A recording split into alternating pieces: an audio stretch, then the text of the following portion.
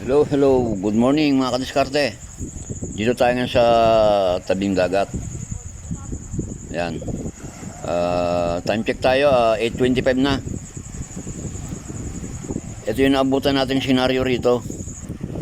Merong naghihila ng lambat o yung tawag dito ay namumukot. Hindi natin alam kung ano yung hinuhuli nilang klase ng isda. Pero makikita natin yan mamaya pagka naiahaw na nila yung lambat nila. At dito naman sa kabila, ito yung mga naglilinis ng mga seaweeds. At dito rin nakapark yung mga bangka.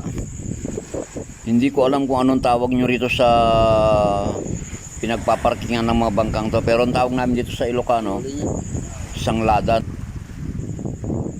At dito rin nakapark yung nabili nating bangka mga kadiskarte.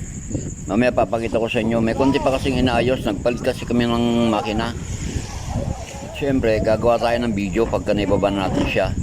Yung unang baba na ako na yung nagmamaneho.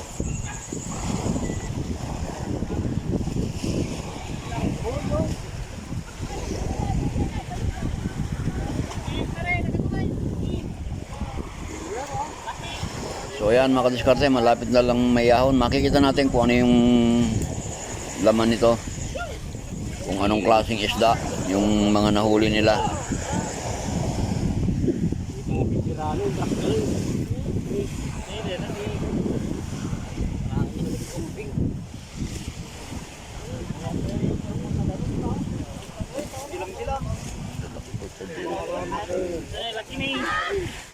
Grabe, laki ng jellyfish. Siguro mga 3 o 4 na kilo na itong isang pirason to.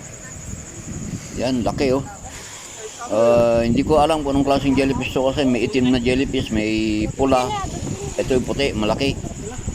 Kung alam nyo, paki-comment na lang para malaman ko rin kung anong tawag nyo sa jellyfish na to. Magbertya ako. Yay!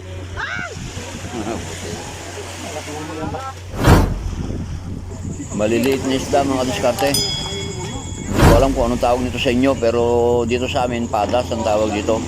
Hindi ganong lumalaki itong mga isda to. Maliliit lang talaga sila. Masarap to na gawing bagong isda. The best ang ano nito. Mahal din yung isang ano nito rin sa amin. Yung na-process na bagoong na. Yung maliit na garapon nasa 60, 70. Ang daming mga jellyfish mga diskarte. Sabi nila makati daw itong mga to. Ngayon lang kasi ako nakakita ng mga ganitong klase ng jellyfish. Ito daw yung makati na jellyfish sabi nila. Pero kinakamay lang naman nila pagka pinipili nila doon sa nakahalo sa mga isda. Siguro may technique para hindi sila makatihan.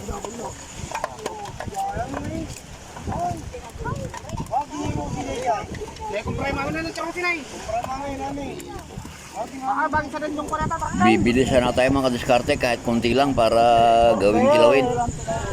Kaso na taon naman na wala akong pambili. Wala akong nadalang pera kahit piso. Nakakahiya namang mangutak. Susunod na lang next time. Marami pa naman siguro yan.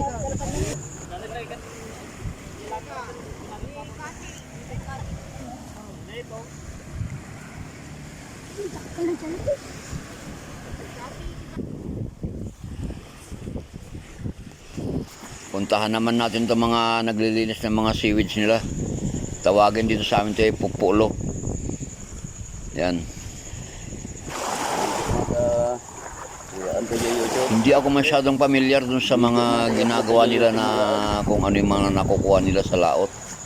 Kasi ngayon lang talaga ako maka-experience na magkaroon ng sariling bangka. Kaya hindi man sa ano, ignorante talaga ako pagdating sa usapang dagat na ano, lalong-lalo sa may parting laot na. Yan, ganito ginagawa nila para matanggal yung maliliit na mga dumi. Tapos pag natanggal yung maliliit, saka naman nila tatanggalin yung mga malalaki, yung mga hindi lumulubog sa net.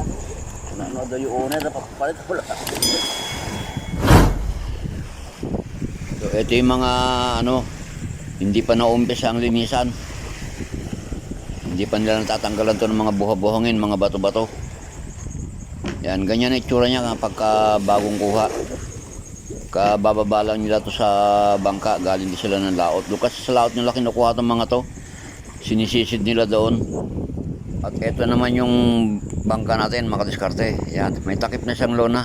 Hindi ako naglagay nito, yung mga taga rito na. Hindi ko rin alam kung bakit nila nilagyan, pero pabor.